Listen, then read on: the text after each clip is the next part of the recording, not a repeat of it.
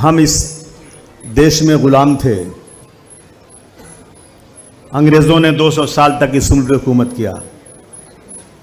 हमारे पुरखों ने अपनी जान देकर उसको इस मुल्क को आज़ाद कराया।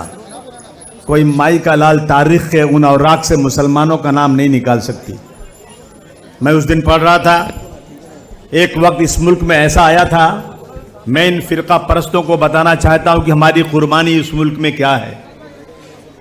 जब उलमाए कराम जो दाढ़ी वाले कुर्ते वालों को ये कहते हैं ना कि दहशतगर्द हैं, यही उलमाए कराम एक एक गांव में जाकर अंग्रेज़ों के खिलाफ शीशा पिलाई हुई दीवार की तरह खड़े हो जाते थे, अंग्रेज़ों के दांत खट्टे कर देते थे।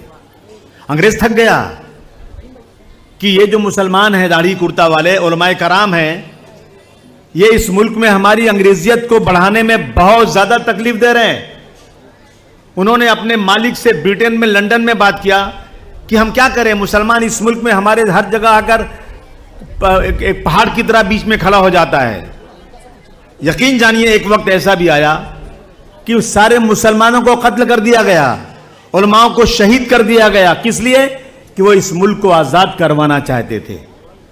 नौजवान साथियों, इस मुल्क में ऐसा भी वक्त आया, मुसलमान अपनी मैयत को कंधे पर रखकर एक गांव से दूसरे गांव, दूसरे गांव से तीसरे गांव, तीसरे गांव से चौथे गांव घूमता फिरता था कि कोई आलिम उस मुल्क उस जगह जिंदा मिल जाए, कोई आलिम यहां पर हो ताकि मेरी मैयत को नमाज जनाजा पढ़ा सके।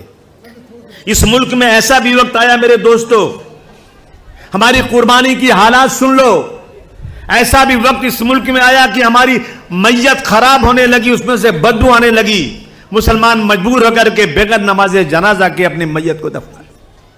इससे बड़ी कुर्बानी और क्या चाहते हैं? जब गुलिस्तां को खून की जरूरत पड़ी, सबसे पहले गर्दन हमारी कटी। अब ये कहते हैं ये अहले चमन, ये हमारा चमन है, तुम्हारा नहीं। 1947 में यह मुल्क आजाद हुआ। अंग्रेजों ने जानबूझकर इस मुल्क के 2 टुकड़े कर दिया। मौलाना अबुल कलाम आजाद साहब ने कहा कि हिंदुस्तान पाकिस्तान 2 टुकड़े नहीं होंगे, मेरी लाश पर हिंदुस्तान का बंटवारा होगा। नहीं माने लोग। मैं गांधी जी की बहुत इज्जत करता हूं, लेकिन मैं और इज्जत करता गांधी जी की कि गांधी जी आपको कोई प्राइम मिनिस्टर नहीं बनना था, गांधी जी आपको कोई ओहदा लेना नहीं था। आप इस मुल्क को आजाद करवाने के लिए बदन पर आधा कपड़ा पहनकर लाठी लेकर पूरे मुल्क में आपने अंग्रेजों के खिलाफ जो लड़ाई लड़ी थी, अगर गांधी जी आप उस वक्त जो अंग्रेजों ने मसौदा बनाया था हिंदुस्तान पाकिस्तान के बंटवारे का, उसको आप फाड़ के रद्दी टोकरी में फेंक देते तो खुदा की कसम में आपकी इज्जत और करता। मुल्क बट गया। जिस दिन मुल्क बटा, उसके फौरन बाद से बाबरी मस्जिद के अंदर मूर्ति रखकर हमारी मस्जिद को मिसमार किया गया। हमने बर्दाश्त किया, हमने बर्दाश्त किया सब चीज। हमें मौलाना अबुल कलाम आजाद ने चिल्ला चिल्ला कर जामे मस्जिद की सीढ़ियों से कहा था, मुसलमानों क्या तुम्हें याद नहीं, तुमने यहां की गंगा नदी में वजू करके यहां नमाज पढ़ी है? क्या तुम्हें याद नहीं तुम्हारे पुरखों की, तुम्हारे शहीदों की हजारों कब्रिस्तानें यहां पर हैं? चले जाओगे तो फातिहा कौन पढ़ेगा? मुसलमानों मत जाओ तुम ये छोड़ करके, चले जाओगे तुम्हारी मस्जिदें वीरान हो जाएंगी, अजान देने वाला कोई नहीं होगा। मत जाओ इस मुल्क को छोड़कर, तुम्हें ताजमहल का हुस्न पुकार रहा है।